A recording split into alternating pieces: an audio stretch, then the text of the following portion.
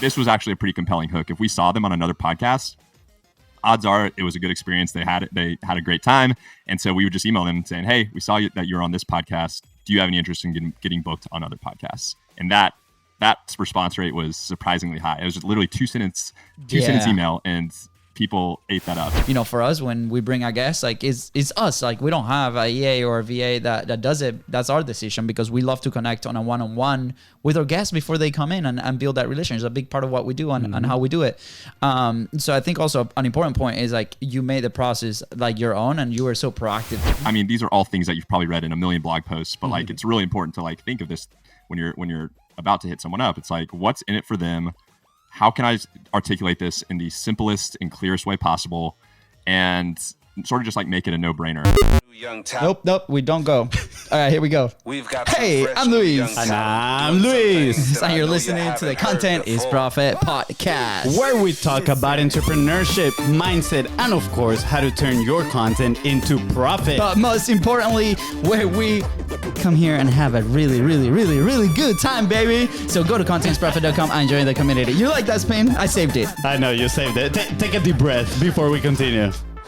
There we go. Good job. Now, what are we talking about today? Are you throwing it back at me, man? Oh my God. All right. Episode 243, how to grow your podcast by 40% or more than 40% in 3 months. Let's go. That deserves one of these. That was like a rough calculation that I did with the data that they threw at us, I know. Sounds so clickbaity, by the way. Hopefully my math is right. I know. It is very clickbaity. Yeah, it's all good. But I think it's going to be a good conversation. Because to be able to do that, there's so much more that we have to uncover. But before that, Fonzie, do we have a sponsor today? Indeed, we do. Thank you for asking, good Sarah. And today's sponsor is your own, The Biz Bros. Yes, we sponsor our own podcast with Content Momentum. And you might be asking yourself, what is Content Momentum? Well, if you produce a long-form piece of content just like this one that you're listening to or watching, and you want to turn it into daily, consistent content, we're here to help you out. Slide in the DMs at BizBrosCo on Facebook, on Instagram. Fire emoji, fire emoji, fire emoji. Is that a cue for the video editor? Fire emoji. Just put them in there. Yeah. Guys, if you're enjoying this show, go ahead and follow, because every Tuesday, Thursday, and Saturdays, these episodes are dropping in your favorite podcasting platform to go and move and create momentum in your daily life and business. That is right. And if today's guests help you move one step forward towards your goal, please don't forget to share this episode and leave a 5-star review. I hope you're ready for today's guest. If you are looking to substantially grow your podcast, to learn the strategies from one of the new hottest podcast networks out there, then this is the conversation for you. This is going to be epic. Today's guest is the head of podcast growth for the recently formed HubSpot Podcast Network, which has massive podcasts such as Entrepreneur on Fire, Gold Digger, and one of our favorites, My First Million. That's right, and check this out. Today's guest is responsible for growing My First Million podcast from 700,000 monthly downloads to more than 1 million monthly downloads in just 3 months, meaning My First Million got their first million thanks to today's guest. Mind-blowing. Please welcome the head of podcast growth at HubSpot, your go-to podcasting genius, Jonathan Barshop. What the? That was epic. Appreciate it. How you doing, Jonathan? Welcome. Great. Thanks for having me. This is awesome. Absolutely. Oh, man. I'm going to give some background on what happened before going live. We've been spending like 30 minutes behind the scenes. We would call this rapport building, but we were trying to figure out how to go live today. It was a struggle. It's totally our fault, by the way. Just saying. We're just talking about this event like plan A. If it doesn't go right, plan B. What is it? Plan C. And today we failed, Jonathan. Yeah, but we just had a plan A. We're excited. Yeah, just plan A. Yeah. How you doing, man? How's your week going? Good. Going well. Appreciate y'all having me. This is a high energy show. Y'all have a fucking awesome production here. Let's I love go. It. I'm excited to dive in. Appreciate it. I think we should, I'm going to make a call out here. Red Bull sponsor us so we can send Red Bulls to all of our guests and, just even raise the level higher up. Oh, boy. Dude, okay. So here's the thing. I think you and the next 2 people are coming, which we won't announce yet, is like a dream guest for us. And the reason is because of what you have created with the network, and the shows that you guys have in the network have added so much value. I'm literally addicted to my first million. Like if every morning I'm like, a new episode release, like, can you guys do the daily also on my first million? And it's become like this cornerstone of inspiration, bounce ideas, new perspectives, and different things. So thank you so much for bringing out to the world and to the audience that the people are listening or watching right now. This is the incredible thing about publishing and the positive impact that you can create for somebody else. So I just wanted to say thank you to you in person, because it's meant so much what you guys have been doing consistently over some time now. I appreciate that, but I can't take any credit because that's all Sam and Sean. Like, they have been at it for like 2-3 years at this point. And I mean, as you said, like, it's super addicting. I'm the same way. I started out as it was my favorite show, and I was like, how do I get a job with these guys? And Incredible. That's a whole story in itself. But Yeah. that was the impetus of it. It was like, I need to work with these guys because what they're doing is incredible. Yes, I love it, man. So I want to hear the story, but before that, you know, I'm guessing there used to be this person called Jonathan Barshop. Pretty cool, right? Going around town, and eventually you got interested into podcasting, and, you know, maybe you started a thing here and there. So why don't you share a little bit about your story? How did you get into the scene podcasting, and maybe how did you get then into working for HubSpot? Yeah, I always say, like, I'm like the guy who like sneaks backstage at a concert and ends up like going into the VIP and hanging out with Drake type thing.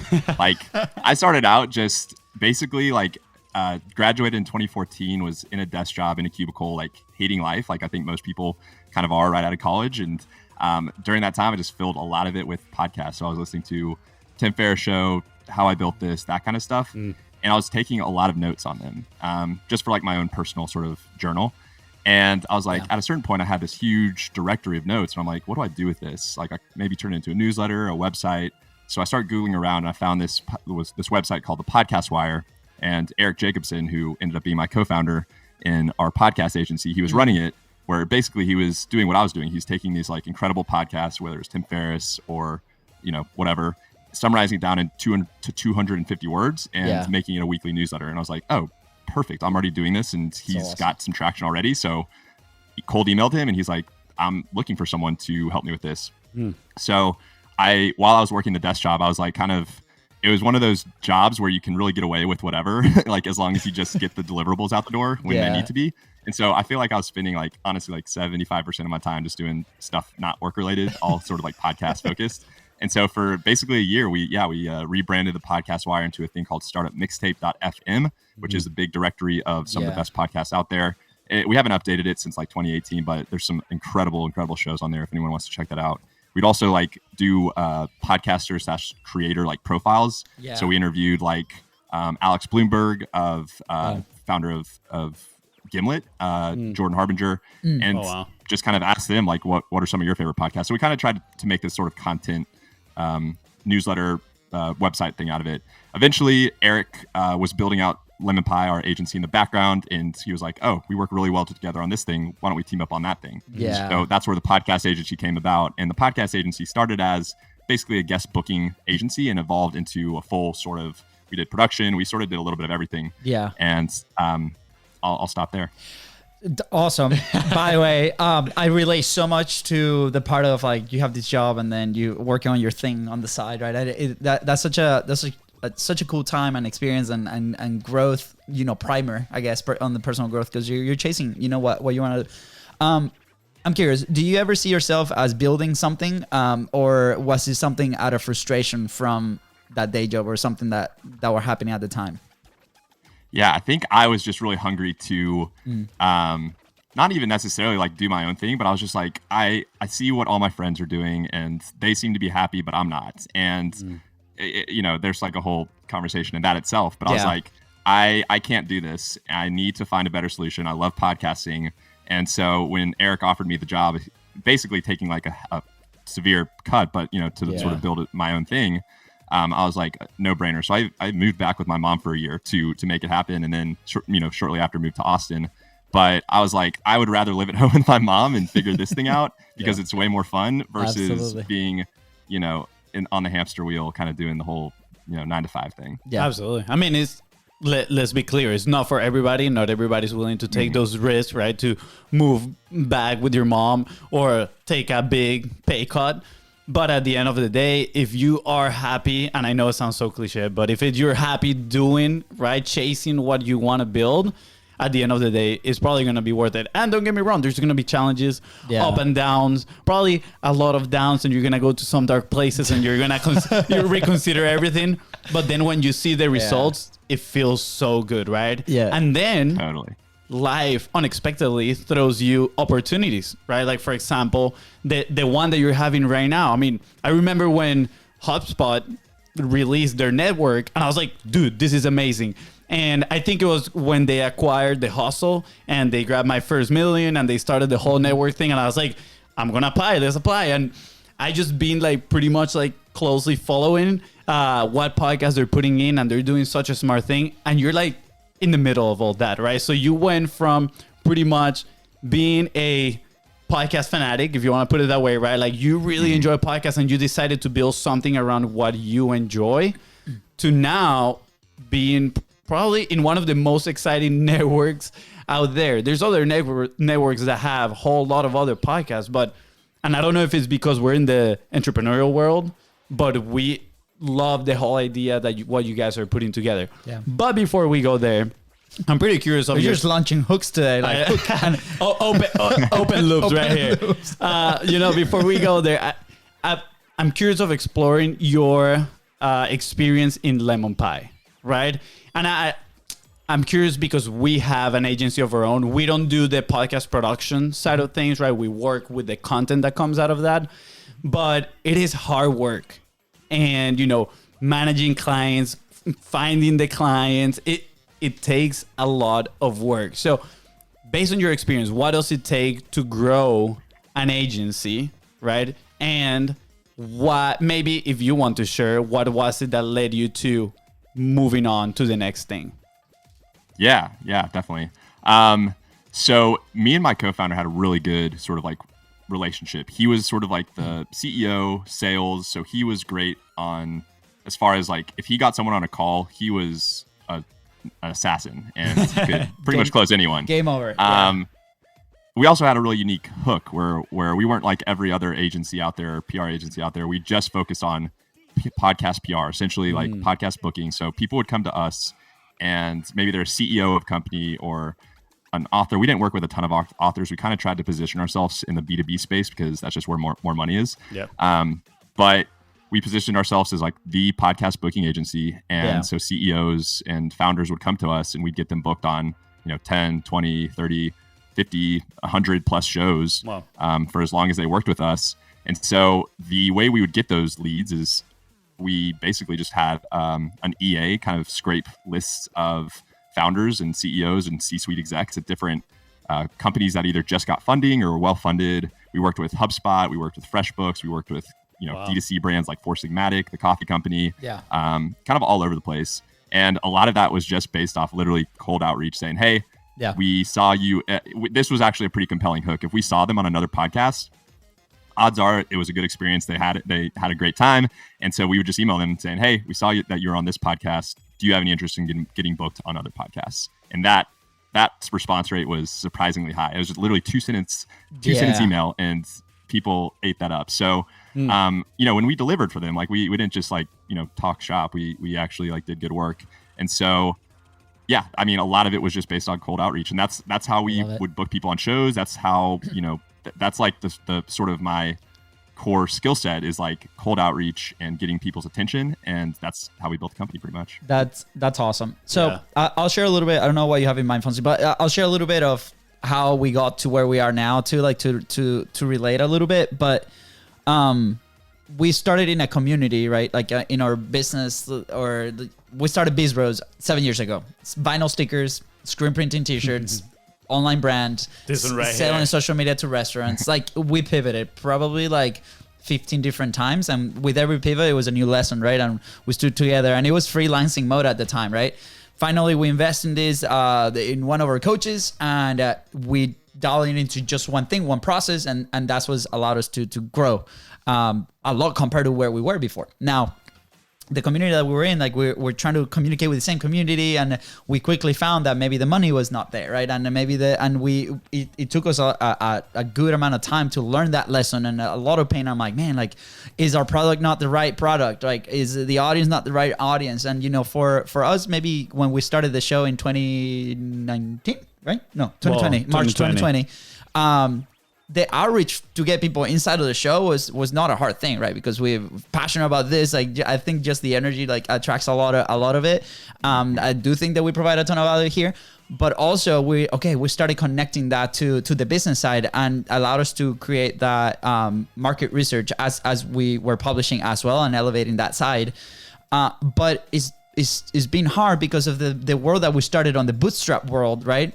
We're like, oh man, we need to shift. So with our current coach, we had the conversation. We're like, where do we move, right? Is it B2B? Is it agencies, right? So we started in the last month or so, we started working with 2 or 3 agencies, and the process there has been a lot of friction because of the back end, and every agency has a different process. And it's like, oh my gosh, now we have to adapt to that, right? On the product side.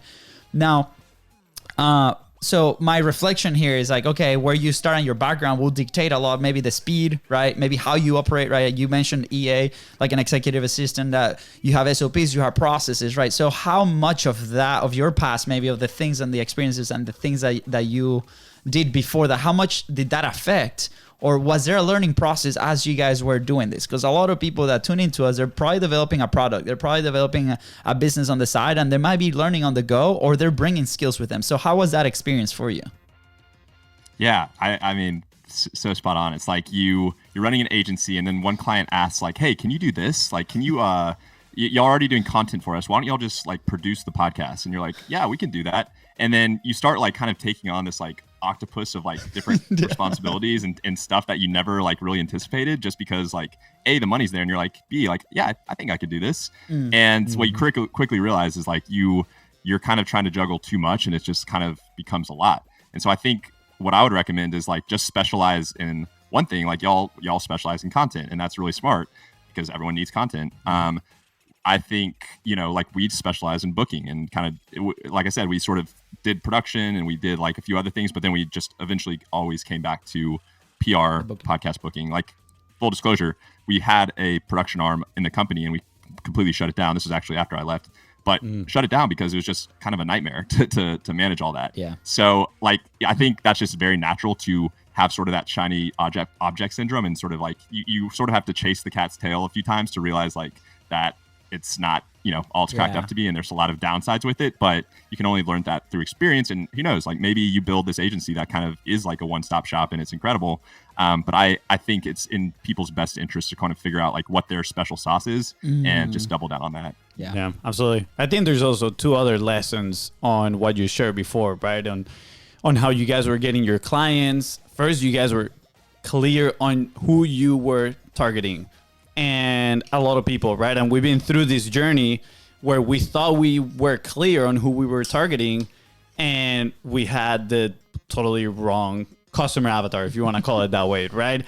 I mean, we were targeting people that didn't have the purchasing power to afford the service. So then we were asking ourselves, why are we having such a difficult time selling this thing, right? Well, it makes total sense, right? They cannot afford it. You guys were extremely smart and said, what are the companies that are being funded? They just have an influx of cash in the B2B space that are looking to literally be everywhere, looking for a lot of exposure. And that was your target, right? Very, very smart. So again, that's lesson number 1 right there for you listening. Ask yourself, am I 100% clear on who do I want to work with? And also, is that person capable of, acquiring your services? Because if they're not, you might, if you are all about 100% free work and just, give back to the world, pay it forward. That's great too. I'm not complaining about that. And the other lesson that I saw that I love is that cold outreach, right? You just sending emails. You said that 2 sentence, it just works like a charm. And I'm curious, how much have you used that skill throughout your life? Was that natural for you? Did you feel awkward at first sending these emails, right? Knocking on people's doors? And did you use this same skill to maybe obtain the opportunity in which you are right now? Totally. It's maybe like the most valuable skill I have. And I think it's super learnable for everyone. And it's taken me from like getting clients to getting, guests on big shows to landing this job. And it's like, I think, there's like, I could sort of break down the approach, at least in my mind. Sure. It's kind of just like, I guess you could break down each of those separately of like, okay, how do you reach out to someone via podcast, like to get on their podcast? How do you reach out to someone like Sam to get his attention? And I guess the thesis is kind of this. It's just like, what's in it for them? And I mean, these are all things that you've probably read in a million blog posts, but like, it's really important to like think of this when you're about to hit someone up. It's like, what's in it for them? How can I articulate this in the simplest and clearest way possible? And sort of just like make it a no-brainer. So like when I would reach out to podcasts, this was not a foolproof method, but like what I would do is I would start out by saying, hey, love your show so much so that I just left you a 5-star review. And in that review, I would like attach it at the bottom. And in that review, like it would be like a really thoughtful like message. And so it's a thoughtful message and it's a value add for them because they get a review. And then I'd kind of go into the email and say, hey, if I know you don't typically take guests or whatever, you kind of have to do your research there, but like, you don't typically take guests or whatever, but would love it if you consider Sam as Sam has built these incredible companies. Here's 3 or 4 things that he can teach your audience. And that's a really important indicator there is like, you don't want to say, hey, Sam has done this and he's done that and he's done all these cool things. Like no one really cares at the end of the day. Like, those are good markers, but like really what podcasters and what people care about again is like what's in it for them. So when you're reaching out to a podcaster, I would always be like, okay, here's the 5 or so things that he can teach your audience. That would be a value add. And then just wrap it up by saying, absolutely no sweat if it's not a fit or the timing isn't right. P.S. here's the media kit. So that's kind of like the general framework. And that kind of holds true if you're trying to hit up Sam in the DMs or whatever. It's like, hey, Sam, and you kind of have to restructure things a little bit, but it's like, what's in it for them? How can I add value up front and have 0 expectations? Yeah. By the way, if we would have received a message from you guys, I think it would have been like, yes, every single time. It's crazy. We have this email attached to probably, I think it's listen notes, to be honest. And we get every single day there's something there, and like there's some attempt of doing it that way, but I take a second to read it, right? And then I also take a second to answer sometimes. I'm like, awesome, what was your favorite part of this episode? Whatever, right? Because they just are very general, and then you don't hear from them at all, right? Because here's full disclosure for the ones listening, right? Like for us, we obviously deal with people that produces content, right? So people that do podcasts might also produce content, visual. So for us, that agency could also be a source of leads if it's a good relationship. So it's in my best interest to respond back and see if there's a relationship there. But it's incredible how many people don't respond back to these things, right? Which could also mean an opportunity for them, right? Like if the question is, am I serving my client? Am I serving the people that I work with in the best of my ability? That's probably not the scenario. So let this be a lesson of like what to do and also what not to do whenever you're reaching out, whether that's your service or something else. And I think that's a big differentiator, right? Like that was the reason why we were able to kind of like charge higher premiums and deliver better results, was because we weren't just like spraying and praying. Like I'm sure a lot of the emails you get where it's all templatized and you don't get a response when you even, you like ping them a few times, and every email we sent, like for the most part at least, was totally personalized. So I mean, and it's crazy how like you can just like really different, like really stand out from the crowd by just being like literally like 5% better. It's not, doesn't take a lot, but it's just like, absolutely. I think investing the time up front to actually do some real research about the other person goes a long way. It'll just set you apart. I still remember this one that we received one day. It was an assistant pitching somebody, right? I mean, who they were working for. And the way they did it, it honestly like upsetted me a little bit, because they were like, oh, we listened to your stuff. We actually left your review. And they screenshotted, not the review, but they screenshotted kind of like the box when you're typing it. So they hadn't submitted it yet. It was just a screenshot of that. And I was like, oh, nice. And I go and I like check the reviews, and I never saw that review. So I'm like, these people just like type it and they don't actually publish the review, right? And they expect it was also a very general email. So I answered, I was like, I don't remember the exact answer. I try not to be too rude or anything, but I was like, hey, awesome. Yeah. What was your favorite part of the podcast? I would love, the episode that I listened to. And yeah, people just disappear, right? And that lack of follow through as well. I feel, okay, maybe if let's say you send that general message, if they get back to you asking what part of the episode did you enjoy the most, guess what? Go and listen to the episode and then tell them which part you enjoy as well. But it's like people so much of my success with outreach is in the follow-up game, like you said, because they get the first email, and that's sort of like the media kit, right? Like that's like, here's Sam or whoever, here's why they're cool, here's what they can teach your audience, and then from there it's like they either respond pretty instantly because they're like, yes, this is a great fit, or they're like, whatever, send it to the side. And so the follow-up game is like almost more important than the actual initial email, and like that is where you can really, like, that was honestly some of my favorite parts, because then you'd have to spend time to do a little bit of research and figure out. I would do some like probably too intense stuff, but I would like go to their Twitter, figure out what they're interested in. Like, oh, they like Game of Thrones. Let me find a funny Game of Thrones gif. And then I'll throw that into follow-up email and just be like, hey, did you catch, this last episode? Crazy, like whatever, that kind of stuff. And that was because at the end of the day, like when people send those templatized emails, like you said, it's like, this is probably just a robot. This is probably just, a one-click like mass email blast. But the moment I know there's actual human on the other side, like that kind of changes the dynamic. Yeah, absolutely. I mean, this might sound a little creepy, but I added you on Instagram today. I was like, oh man, this guy has an Instagram. Let's go follow him. And I noticed that you are like the master of crockpots too, So, it's been on a chili kick lately. Yeah, honestly, it looked good. I was like, man, I wish I knew how to do something at the crockpot. When we go, I mean, you just shoot yourself in the foot. Now that we go there, you're gonna have to like make something when we go visit. And you're more than invited to come to Jacksonville, Florida, and we eat some Venezuelan arepas. It's happening.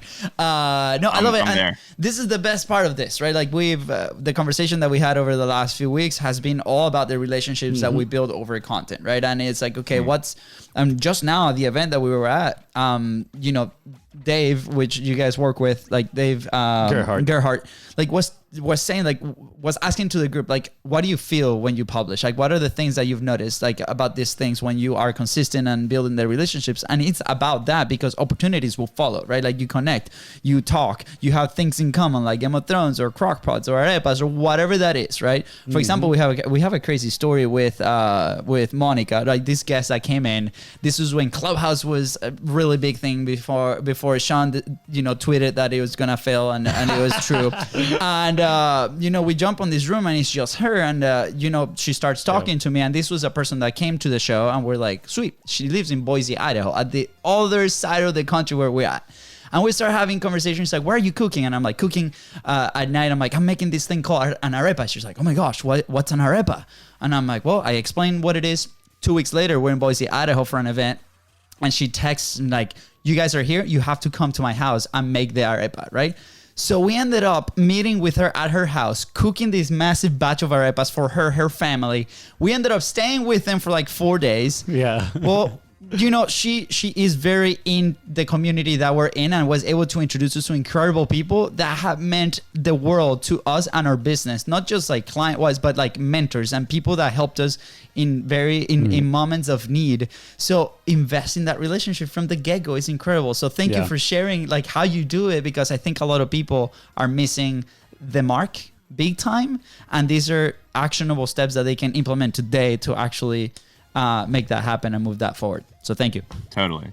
And like, it's like those relationships can come very organically and like result in y'all cooking arepas together, or it could be like I have like a DM from someone from like 4 years ago, and then bumped into them in Austin like a week ago, and now we're buds. It's like those, like, there's so many dots that you can, like, you can't connect in the moment, and then looking back, the standard Steve Jobs saying, it's like, yeah, absolutely, man, absolutely. So I feel like this has something to do with how then you transition into HubSpot, right? And I'm curious to hear that story. How was it? Did you create the opportunity? The opportunity came to you because of these relationships. How did the experience go?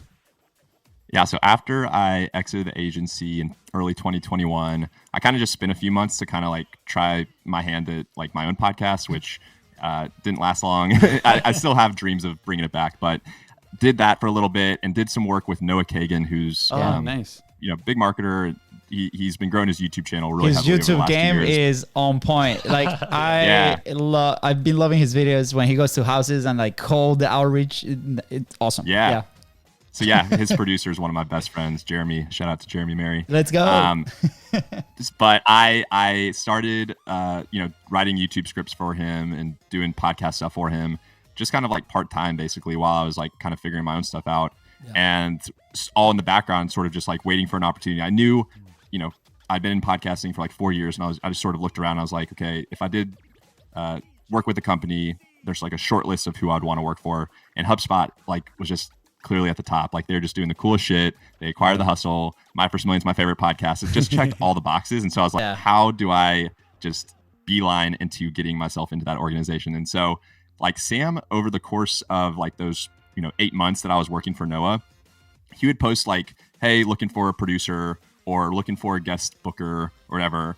And the timing was just never quite right each time. But then finally, after like 3 or 4 months, he posted another one, and I was like, oh, this is my opportunity. So yeah, around like I guess like August-ish, like he posts something on Twitter saying, hey, looking for like a guest booker, I think. And I was like, he's like, in the tweet thread, in this tweet, you have 240 characters, like explain why you're the man for the job. And I put 4 bullets, like ran a podcast booking agency responsible for over like 1,000 bookings, blah, blah, blah. Just like kind of like my resume. And basically I said that this is my 10-second bio, and boom, boom, boom. And that got his attention. And also just through like him kind of knowing Noah and stuff like that, that also helped.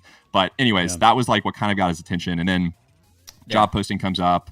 I go through the whole process, and I just start like basically, so for those who aren't familiar, like The Hustle is a big tech and media newsletter, and Sam's the founder of it. He also has My First Million, his podcast. And then within that, like HubSpot has a bunch of different like channels. So trends.co is one of like basically like the daughter things within The Hustle. I know that was a little bit confusing, but anyways, I would host events through Trends as another way to kind of get my name in front of decision makers at HubSpot. So basically like ping Sam, ping like Trends, ping like Steph, who's head of the basically like all the kind of media going on at HubSpot, and just like trying to sort of insert myself in all these different conversations and just add value up front. And so one of the first things I did was like, hey Sam, after like he responded to my my message, I DM'd him and I was like, hey, here's a list of 100 plus guests I could book on your show like in this month type of thing. And that also really excited him. And then I just started like kind of like doing work up front without any expectation, and whether it was the guest list or like these kind of spreadsheets on like how they could grow the show or whatever, I just tried to like basically make it an absolute no-brainer for them to hire me. So by the time like the actual job interview came around, I'd already built out like all these different assets that I was able to like point to during the interviews and be like, they're like, how would you, approach guest outreach? And I'm like, oh, funny you asked that. I've actually got this whole spreadsheet that I can send you how I would approach it. So it's like, it's sort of like a build once, sell twice type of thing, where it's like you just build it all up front and maybe you never use it, but the odds are it's going to come handy in some way. Absolutely. This is so inspiring, man. Thank you, by the way, for sharing the full story and how the pieces work together, because it does take work, right? Like it's crazy. Like when, we've been probably on both sides, where we've been, trying to find opportunities, right? And we've also, over the last 2 years, we've been on the side we need people to bring to the team. How do we handle that, right? Like, who are we actually picking, right, for these roles? And it's experiences like the one that you just described that normally we would like to find those, right? Like, so as a company, right, you're like, okay, how can I create an environment that I can, elaborate a little bit more on that? I'm like, how can we attract that top talent, right? Especially like the event that we just were, like that was one of the main topics. But also on the other side, like for example, for us, when we bring a guest, like it's us, like we don't have a EA or a VA that does it. That's our decision, because we love to connect on a one-on-one with our guests before they come in and build that relationship. It's a big part of what we do and how we do it. So I think also an important point is like you made the process like your own and you were so proactive. So do you like? Well, before you go on a question here, there's a few points that I think they're so valuable for the listener to understand. And it kind of goes back to those principles that you shared with the cold outreach, which is the first one. And this is the acronym we use is WIFT, right? What's in it for them? And that's all you had in their mind. It's like, okay, how can I help them make what they are doing even better, right? Okay, they need more quality guests. Guess what? Yeah. This is the list. I got the experience. I know how to do it. I know which guest would be absolutely amazing in your podcast because I consume your podcast, right? Then you're like, okay, who are the people that are around the environment that I want to be in? Cool. Let me be friends with them. Let me reach out to them. Plot twist right here. This podcasting is one of the best mediums to build those relationships. So, I mean, I'm not going to lie.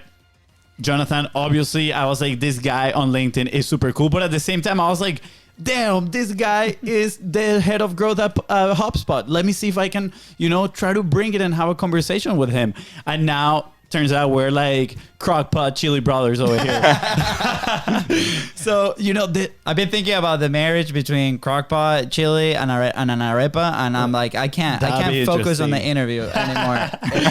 That'd be very interesting. But, you did all this by putting them in front of you and thinking what's in it for them. So, again, at the end of the day, you're just being selfless. You're leading with value. So when the opportunity presents itself, right? I mean, you're not being reactive. You're being total opposite. You're being 100% proactive in search of this opportunity. So again, just ask yourself, right? The listener right now, what can I do proactively to go and take advantage of these opportunities? There's a possibility because you are not in control of whether the person on the other side says yes or no, but you are 100% in control on whether you deliver a lot of value up front to that relationship.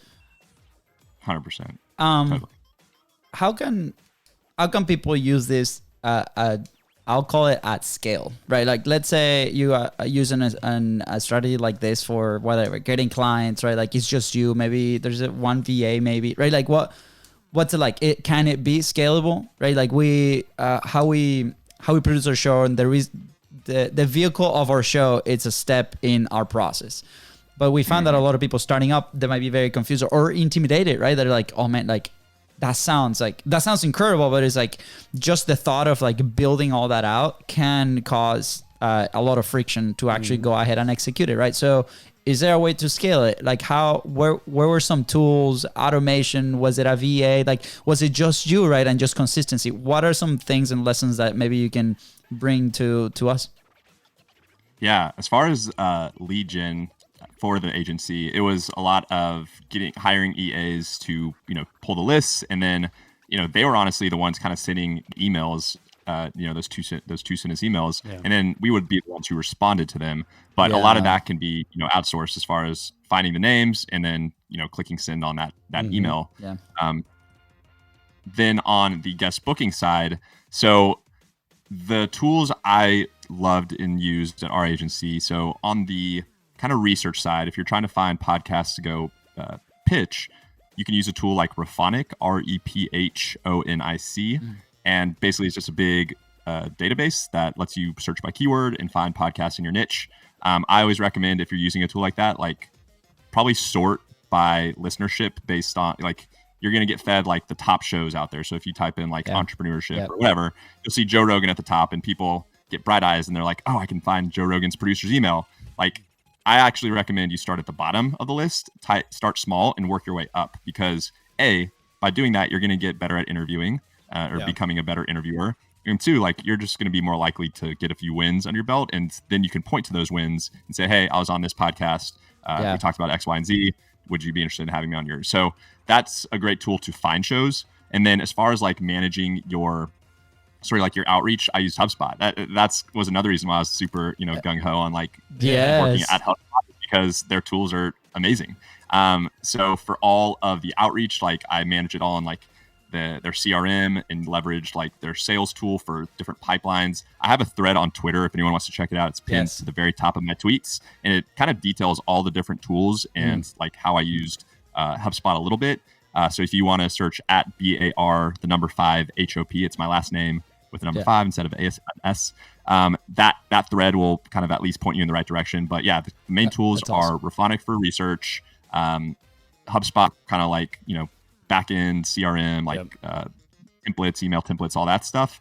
And then, a few other tools that I kind of detail in that thread are just sort of like how to add a little bit of extra, like personalization to each of your emails. I love it. By the way, the link is going to be right below. So all you got to do is scroll down and just click there, and it's going to take you directly to the profile. Yeah. And you mentioned something that is a principle that we shared before. We call it the levels of influence, right? And let's say Joe Rogan, the example that you use is level A, right? Is probably one, if not the most difficult podcaster probably to communicate with. But you got influence level D, right? Which can be just a podcast that is a step or two above yours, and it's way easier to reach out to them, have them on your show, or vice versa. You be in their show, and like you said, just get a few wins under your belt.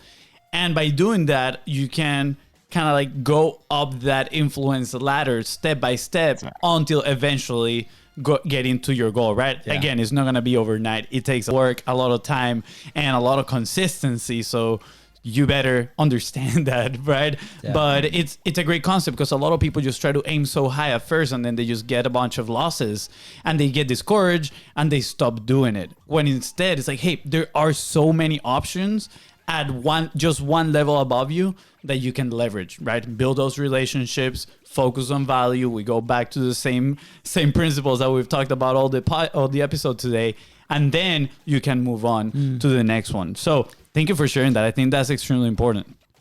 Totally. And it goes also back to kind of what I was saying earlier of like kind of picking your lane and kind of sticking to it, because there are so many podcasts out there. So if you are trying to go on every marketing show, like that's going to be pretty overwhelming, and like soon you'll be having like 200 outgoing emails, and it's just sort of like a lot to manage. But if you're like, oh, we're just focusing on content for this type of business leader or this type of company, then that narrows your search down, and you can have a list of 50 shows or whatever that probably actually would love to have you on because you're the perfect kind of like guest for that show. Yes. Yeah, absolutely. Oh, this is so good. I know. I want to transition here a little bit though.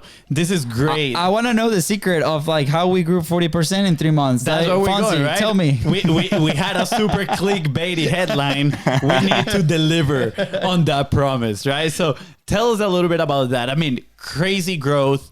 Honestly, we've been a fan since like almost the very beginning. I'm not gonna lie. I told my bro I got him into that because I addiction. Yeah, I'm like he's guilty. Yeah, I followed the hustle. We became members of Trends since they launched it, and when they started that podcast, I was like, man, this is awesome, honestly. So I'm curious now, what did you guys do to grow that podcast considerably, right? Specifically, I'm more interested in your role. Like, what have been some of the things that you came in there, implemented, and helped them literally scale that thing to the moon? Totally. Yeah. Well, I think first off, it's important to note, like you said, like the show is incredible. Like Sam and Sean are incredible. If you listen to an episode, there's a good chance you're going to listen to another episode and then another episode and then another episode. And so you can't get that, like you can't knock that because it's incredible content, very like engaging hosts. So that's kind of like the baseline there.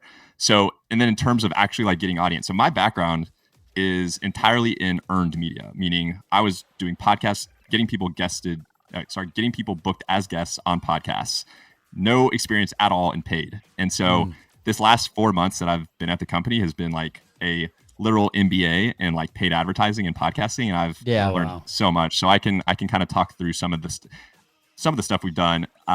We've done a lot. So, kind of like basically my job when I came in was like to build this podcast growth playbook. And based on like a lot of the research I had done in the space, I kind of came to this conclusion that like, okay, Jordan Harbinger, he is sort of I don't know if y'all are familiar with him, but he's got a wildly podcast and he's grown it from 0 to 11 million downloads in like 3 years. Wow. And a lot of that, there's definitely some caveats in there. So he had a show previously. He ended up having a falling out with his like co-founders or whatever, co-hosts. And then, so he had a little bit of like a built-in audience to begin with. He also had a lot of relationships in the podcasting space that he could leverage to launch a show and say, hey, can you give me a shout out? Can I get on your show? So I can't discount that, but he's he's kind of said over the last 2 years of all of his marketing budget, it's pretty much gone to two things.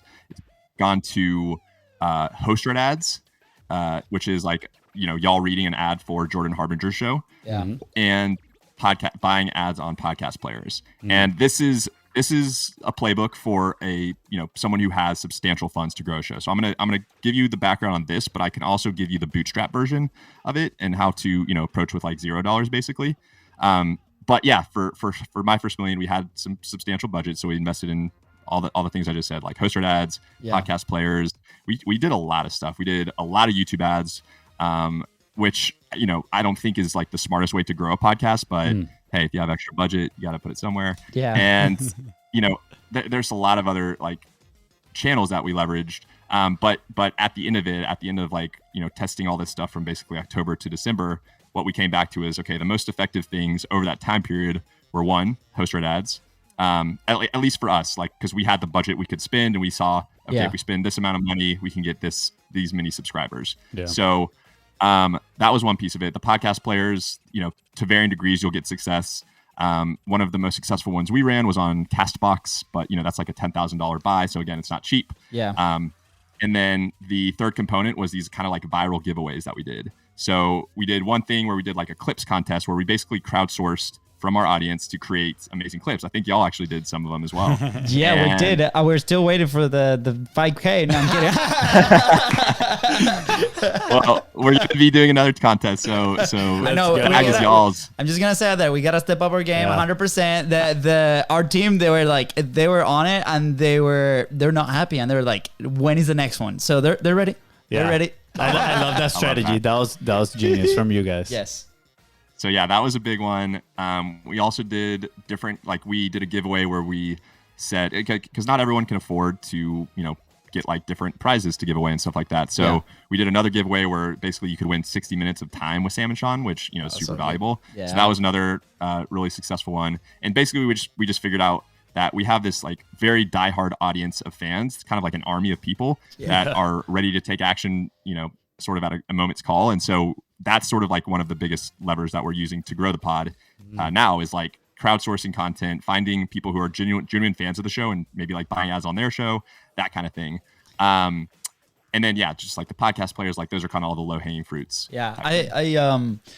I feel like since you guys launched that contest and got the results, Sam has not stopped talking about how awesome and how in shock he is. And we obviously paid a very close attention to it because obviously we were participating and, 100%, we could have done 100% better every single time. Just that's the growth mindset, right? We can always do better. Always do better. But we're like very close to what was happening around, right? And it was incredible because you guys got people from all over the place. And then on the marketing side as well, we were very curious to see what the result of that was going to be. So just on the micro asset side of things, millions of impressions, right? So just as brand awareness, and people consume content in different ways in different platforms, right? So the TikTok consumer will enjoy the TikTok content, might be aware that there's a podcast, right? And because of the repetition, the points of contact that happens there, whenever they transition into listening to a podcast, they will tune in, right?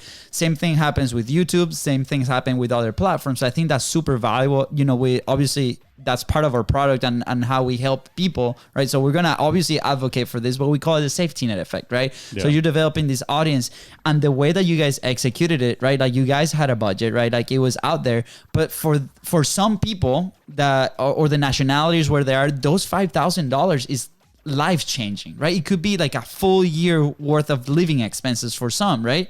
And it was a great motivator for them, like the trade to do this, and the exposure that you guys got was incredible. So I truly hope that you guys keep doing, whether it's us, we honestly, like, that will be just this experience, this exchange has been so worth it. But just the fact that some people can put their foot out there and in an even field play and have that opportunity, and it's a win-win for literally everybody, right? Because now they also have a case study that they can go and be like, hey, by the way, this is what I did with this brand or with this podcast, right? And they can go and actually follow those opportunities, right? With the amazing cold outreach strategies that you've been saying all day. So I think it was a great execution. So thank you for sharing. I had two questions, and we got about 5 minutes left here, but these are the main questions that come to mind. first, of course, like you mentioned, they already had kind of like an audience that you guys can leverage, and you guys have a big budget that you can take advantage of, right? So for the bootstrappers out there, right, how can they do these things if maybe they don't have a diehard audience at first, right? And they don't have a really big budget. And I'm pretty sure this is go on the side of the guerrilla marketing type of deal, but I'm curious to listen your thoughts on this. And then the other thing is, you guys were running paid media. Are you guys turning that earned media into owned media, right? Are you guys getting people's emails, addresses, and then, doing email campaigns when you guys release new podcasts, or leveraging that as leads for HubSpot? I'm extremely curious on how you guys are, because I know advertisers for a fact, like we've been living in this world, specifically in the direct response marketing world. You don't want to just spend the money and just leave it out there in the ether, right? You want to capitalize in a way. So I'm curious how you guys are doing that. Yeah, like it's funny. When I came on, I was expecting joining HubSpot and all these, huge company and hustle, incredible team. But when I got to my first million, it's literally Sam, Sean, the producer, and like their researchers, and that's it. And like they have conversations with the HubSpot team and make sure everything's on track. But it's like they are their own operation, siloed, kind of in their own, world. Nice. And I was just like, that was kind of like a shock to me. So like a lot of those, it's just like the reason there isn't like a weekly newsletter is because like we just haven't like prioritized it yet. But like, we have all the the capabilities. We have this huge company to do it. So those are like kind of like the someday maybe type things that we're definitely like going to be doing in the near future. But in terms of like taking some of that paid media and turning it into like owns. So perfect example is the clips contest. The guy who ended up winning that, we basically ended up hiring him, nice. Like more or less like kind of he handed over like a lot of the videos that he created for us, and now we're turning those videos into Instagram and Spotify ads. So yeah, totally. Like that's another like beautiful part of that is the kind of like secondary use you get out of like a lot of those pieces of content. And then I think you also had a question about like how to bootstrap if you are trying to do some of these things. So I think if you already have a show and you're trying to grow it and you don't have a lot of money, guesting on other shows and figuring out ways to do like swaps with other podcasts, or figuring out some sort of structures where you could do cross promos with other shows that are of similar size. Like that's always a good thing. That could be anything from like guesting on each other's shows to y'all each run an ad on each other's shows to a full episode drop within each other's RSS feeds. Oh, I love that. So there's a lot of different ways to kind of skin that cat, but that is the best way to do it is just, kind of what a lot of what I've been talking about is like kind of cold outreach and trying to figure out a win-win for both parties. Yeah. And then a way to kind of go. So if you're thinking about like doing a giveaway, this is a cool hack that I recently learned. I think giveaways for a podcast are great for like spark in the like flash in the pan type thing. So if you're launching a show like we just did with the Hustle Daily Show, we ran a contest. It was hugely successful. We got to the number one spot in the business news section, and we're up there with like Bill O'Reilly and stuff like that. And I just got a shout out. Let's go, Penn. There we go. And so basically, so like what we did there was I totally lost my train of thought. I was saying, launch. Okay, so what we did there was we had like, we had like, tech giveaway. We gave away iPad, AirPods, stuff like that. And we created this funnel that basically was just like a viral loop. So anyone who entered the contest, the first thing they had to do was follow the podcast, because a lot of people don't know this, but like not the only way, if you were trying to chart on Apple, follows are the most important thing. Like you should just get everyone to try to follow. Don't leave a review. Don't, maybe download and listen a little bit, but follows are the most important thing. So the campaign I set up was like, okay, get people to follow. And then on Instagram, Twitter, TikTok, we posted videos of the giveaway. And the next call to action was like and comment on that post. And so that way you have a consistent flood of people like liking and commenting on the contest giveaway post And so it's just like a viral loop of people constantly like entering and getting more points when they promote the podcast. And then the more it's promoted on social, more people see it. So that's a big component of it. We also ran some Facebook ads in the background, but that's not worth highlighting. And then, so yeah, it's like a 7-day contest. And so we have $5,000 worth of tech gadgets that we're giving away. But a way to do this for free is and this is taken from another podcast that just recently launched. One of my buddies launched this show for a barbecue and grilling YouTuber. And he's got like a little bit of an audience to begin with. And what he did was he reached out to different brands in his space, whether it was like a grill company or like a barbecue sauce company or whatever. And he was like, hey, I'm running this big giveaway. Would you want to give me a free product? And in return, you get promo for that product. We're doing this huge giveaway. Like, you're going to get a ton of eyeballs on this. And so that's a really cool way to kind of growth hack it, of being like, reach out to brands that you think your podcast, your giveaway aligns with, see if they give you free product. And then you don't have to spend a penny. And it's incredible. Like, people would say no to this, and you'll be surprised how many people say yes to this. We've done it with small businesses and different things. And it was directly related to like a funnel, and it was a whole thing. And I think the last one that we did on that specific thing, completely organically, no ads, no nothing, it was 2,000 leads in about 2 days, just like 3 emails. That it was 6 different businesses. And by the way, if you're listening and you work in a local business, like a small business, this is perfect because you don't have to like do any kind of like paid media side of things. And then after that, it was like a quick transition to 300 bookings, 300 people going to like a wellness studio, right? And you're like, what? They thought it was a mistake, right? So these things, like, people will say yes. You just have to go ask, right? And use the frameworks that we've shared here today. This episode is probably one of my favorites so far. It's good. We don't say this to everybody, by the way. I'm just gonna put this out there. You're gonna have to listen to every episode just to prove that statement right. You know. I know. Dude, that's awesome. Okay. By the way, I'm gonna put this out there, part 2 at some point, because sure. One of the things with the chili. With the chili and the arepas, I really wanted to explore frameworks on how you guys stay consistent. That's one of the top friction points in a lot of things, and I don't think we'll have time right now, but I really want to explore that. But Fonzie, I don't know, any last thoughts? Just the last question is, because there's been plenty of action points in today's episode, but where would you be if you didn't create content, if you didn't publish? Man, I am like not the most active person on Twitter. I don't have like a ton of blog posts or anything like that.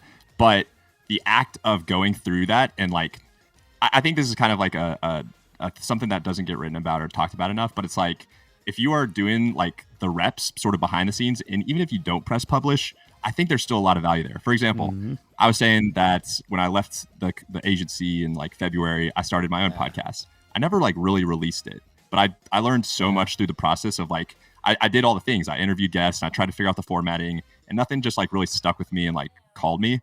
But I am such a better like host / interviewee / like producer, all the things, because I went through that. And I never published a lot of it, but I have all the skills now. And I think that's kind of like, a lot of people say you have to press publish, you have to press publish. And I do think like you totally should. But if you don't, and you're still kind of like, working on stuff behind the scenes, it's not the worst thing in the world. So I would say, consistency and all that stuff is super important, but people fall off the wagon. Like, I tried to build a daily writing habit, and I did for, like 3 months, and then I fell off the wagon, and now I don't. But like, I think also people tend to hold that stuff too like close to the chest and say like, you have to consistently write, you have to consistently whatever.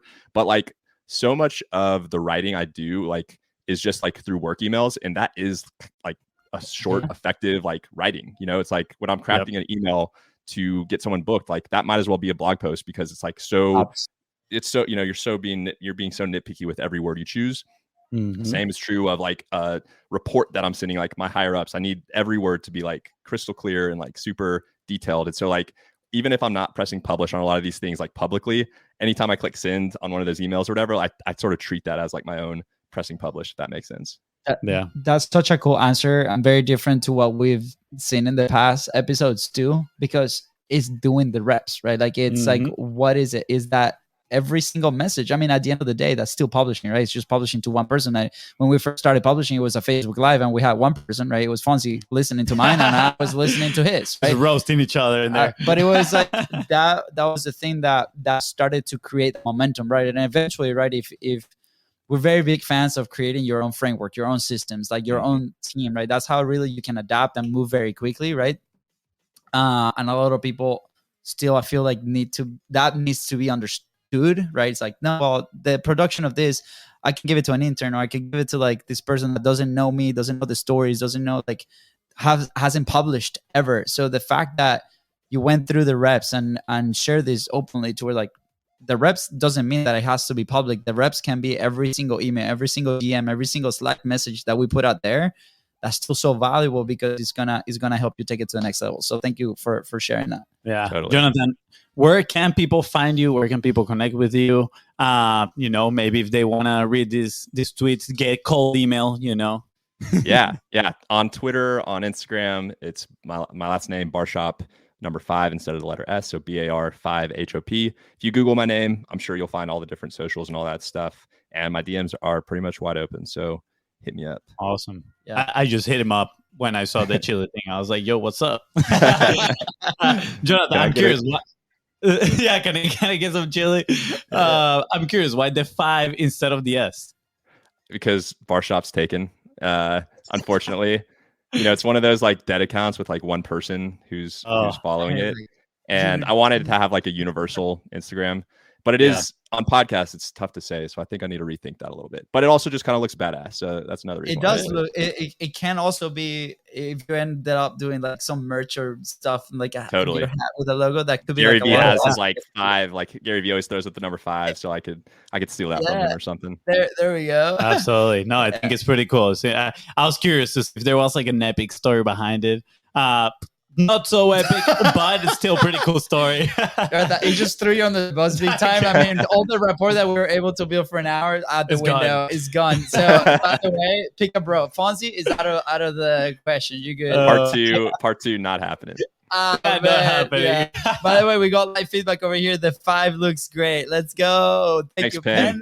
Love you, Pen. Jonathan, anything else you would like to add before we head out? No, I mean, I guess like to kind of reiterate on that last point, it's like you can be doing a lot of stuff behind the scenes that, in kind of like kicking yourself because you aren't like out there pressing publish and like being public about it.